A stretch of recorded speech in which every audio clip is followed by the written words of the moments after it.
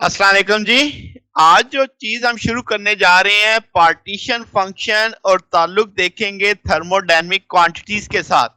तो आज जो मैं डिस्कशन करूंगा रिलेशन की वो होगा एंट्रोपी को देखेंगे in term of partition function. तो पहले एक बात समझ लेते हैं कि पार्टीशन में क्वांटिटीज क्या है बुनियादी तौर पे।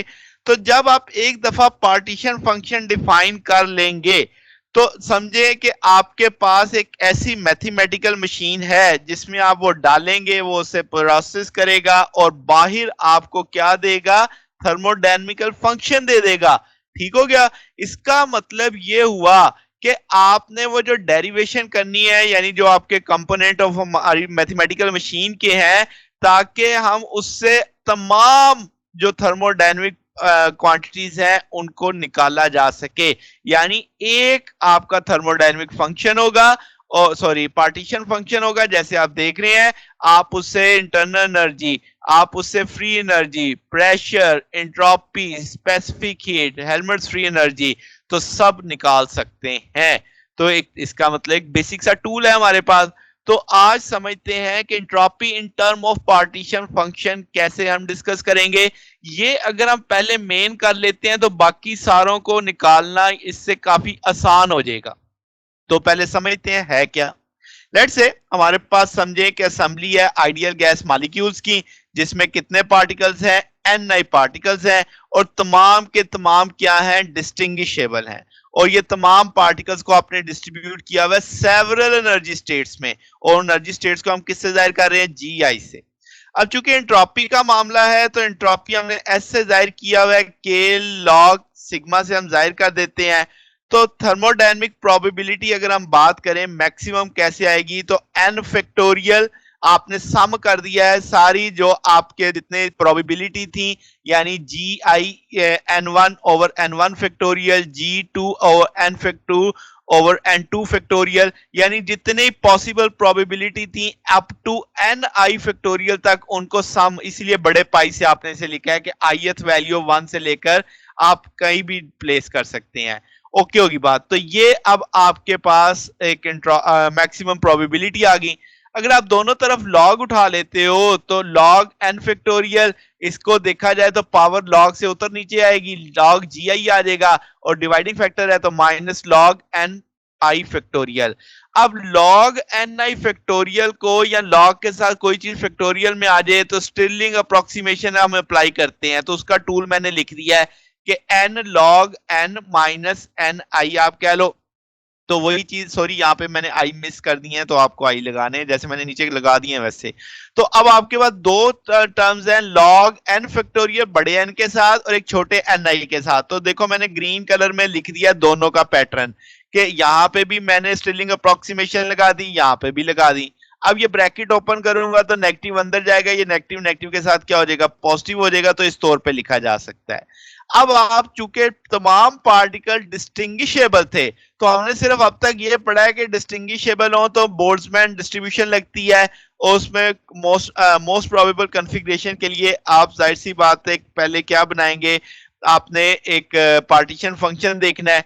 तो आप इसको मैंने तो डायरेक्ट लिख दिया है, एन आई ओवर एन आना था, जी आई यहाँ पे मोस्ट आपके पास एनर्जी स्टेट थी, साथ में एनर्जी वो एक्सपोनेंशियल का फैक्टर आना था, तो वो मैंने लिख दिया। अब ये ई की पावर माइनस ए, ये आपके अल्फा सॉरी ये ए के बराबर है, तो वो मैंने यहाँ पे रिप्लेस कर दिया इसके साथ। ये क्या है, नीचे जाके मैं अभी डिटेल में समझाता हूँ कि ये क्या किस चीज को जाहिर करेगा। अच्छा जी। तो अब जनाबे वाला क्या है, एन आई की जगह ये मैंने हाईलाइट किया, ये वैल्यू लग गई। अब आपने समेशन ओपन करनी है, जब समेशन ओपन करेंगे एक तो समेशन साथ आएगा, एन लॉग अंदर चला जाएगा। तो आपके पास ये चूंकि तीनों फैक्टर जरब खा रहे हैं, तो आप इनको जमा के निशान के साथ चलेंगे, वो अलग बात है कि बाद में इनका क्या बनता है। तो एन लॉग एन आ गया, माइनस एन आ गया, समेशन अंदर जाएगा तो पहले एन लॉग जी आई के साथ जरब खाएगा, ठीक है। फिर आपका समेशन अंदर जाएगा तो माइनस एन लॉग जी आई के साथ जरब खाएगा, जैसे यहाँ पे जरब खा रहा है। फिर समेशन अंदर जाएगा माइनस एन लॉग जी ई की पावर माइनस अल्फा से जरब खाएगा, जैसे यहाँ पे है। फिर समेशन अंदर जाएगा माइनस एन आई लॉग ई की power minus beta E one के साथ है, और आखिर में फिर समेशन आपका जरब खाएगा एन आई के साथ। अब यहाँ पे अगर देखा जाए तो रेड कलर में जो चीज मैंने हाईलाइट की है ये आइडेंटिकल है, अपोजिट साइंस के साथ है, कट जाएगी। मैजेंडा कलर में जो चीज जाहिर की है ये भी अपोजिट है, कट जाएगी। अब जो आपके ब्लू कलर के अंदर फैक्टर है उसे देखो, मैंने लिखा समेशन एन आई को कैपिटल एन से जाहिर कर देना है, समेशन एन आई और ई आई को टोटल एनर्जी से आपने जाहिर कर देना है। ठीक होगी बात? तो वो इस तरीके से रिप्लेस होकर इक्वेशन आ गई। अब वो जो ई की पावर माइनस अल्फा लिया था ए के बराबर, अगर आप दोनों तरफ लॉग ले लेते हो तो आपके पास ई लॉग से कट जाएगा, देन आपके पास माइनस नीचे तो रहेगा, माइनस को दूसरी तरफ लगा देंगे। यहां पे भी यही हुआ है, अगर आप, मैंने वो छोड़ गया स्टेप कि ये लॉग ई के साथ कटेगा, माइनस अल्फा आएगा, ये माइनस माइनस क्या हो जाएंगे, पॉजिटिव हो जाएंगे। ठीक है, क्योंकि आपके पास यहां से क्या आना था, ये नेगेटिव था। जब आपने इसे खोलना था तो इन तीनों के साथ नेगेटिव चलना था, वो मैंने तीनों के साथ नेगेटिव लगाया है। मगर जब आप लॉग और ई को खत्म करेंगे, माइनस बीटा ई बचेगा, वो माइनस माइनस क्या कर देगा, पॉजिटिव कर देगा। सॉरी, मैं यहाँ पे ये पॉइंट मिस कर गया था। ठीक हो गया? अच्छा, वापस आते हैं तो अल्फा की वैल्यू मालूम हो चुकी है, अल्फा की ये वैल्यू यहाँ पे लगा देंगे, अल्फा की वैल्यू माइनस बाहर आ जाएगा, लॉग ए आ जाएगा। अब N log N minus N log A, इसका मतलब आप इसे इकट्ठा कर सकते हैं, N log N over A लिखा जा सकता है, माइनस है ना तो डिवाइडिंग में आ जाएगा, तो इंटू प्लस बीटा ई आ जाएगा। बीटा हम जानते हैं 1 ओवर के टी होता है, और z बराबर आ जाएगा एन ओवर ए। ये पार्टीशन फंक्शन था, यानी z ओ एन ओवर ए। एन आपके क्या है, टोटल नंबर ऑफ पार्टिकल्स जो आगे कैपिटल एन से जिसे आपने लिख दिया। ए आपका क्या था, जो आपने यहाँ पे एक फंक्शन लिया था। तो अब आपके पास इसका मतलब ये हुआ कि आप रिप्लेसमेंट कर सकते हैं, एन ओवर ए की जगह पार्टीशन फंक्शन आ जाएगा, और यहाँ पे बीटा की जगह 1 ओवर के टी लग जाएगा। अब क्या है कि ये लॉग सिग्मा की वैल्यू आ गई, इक्वेशन 1 में लगा देते हैं। ये वैल्यू सारी की सारी इस जगह मैंने मैजेंडा कलर में हाईलाइट कर दी। के अंदर जाएगा, के जब जरब खाएगा तो सेकंड वाले फैक्टर के नीचे के है, के से कट जाएगा तो सिर्फ ई बाई टी बच जाएगा। अब हम जानते हैं आइडियल गैस के लिए एनर्जी की वैल्यू, ई की वैल्यू जो होती है 3/2 एन के टी होती है, तो वो वैल्यू मैंने यहाँ पे प्लेस कर दी। अब क्या जी, टी टी से कट जाएगा, 3/2 एन के आ जाएगा। तो एन के आइडियल गैस में हम आर को भी मानते हैं, वो बाद की बात चले देखेंगे।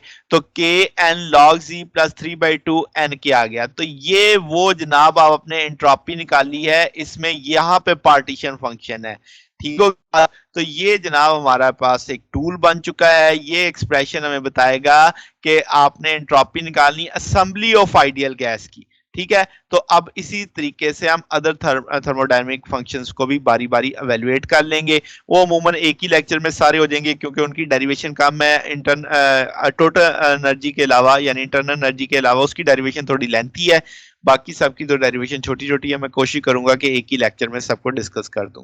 तो ये जनाब हमारा आज का टॉपिक था। अगर आपको इसमें कोई बात पूछनी हो, डाउट हो, तो नीचे कमेंट्स में पूछ सकते हैं। वीडियो अच्छी लगी हो तो वीडियो को लाइक कीजिएगा, दोस्तों के साथ शेयर कीजिएगा, और चैनल को भी सब्सक्राइब कर दीजिएगा। अब तक के लिए इतना ही, बाकी इंशाल्लाह फिर नेक्स्ट देखेंगे। ओके, अल्लाह हाफिज।